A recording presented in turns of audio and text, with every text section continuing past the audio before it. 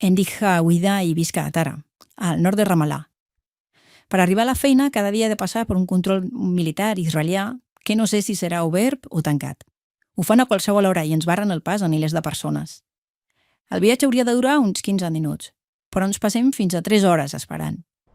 Ens fan baixar del cotxe, revisen els vehicles, ens demanen els documents. De vegades ens fan fotos i es queden els mòbils i les claus sense dir-nos quan ens les tornaran. Sovint llancen gasos lacrimògens o bombes sonores. Entrem en pànic, és horrible. Jo tinc problemes crònics d'esquena i cada minut dret al control o assegut al cotxe em fa mal. Hi ha dies que per arribar abans a la feina travessem les barreres a peu, tot i saber que ens les posem a bales tant de goma com reals. Quan finalment passo, encara em queda patir els colons que envolten el nostre poble, que ens insulten i llancen pedres, que ataquen les nostres cases i el bestiar. Tornar amb diners a la butxaca també fa por, perquè de vegades els soldats ens el prenen. Des de fa anys, anar a treballar és un recorregut diari d'humiliació, esgotament i por.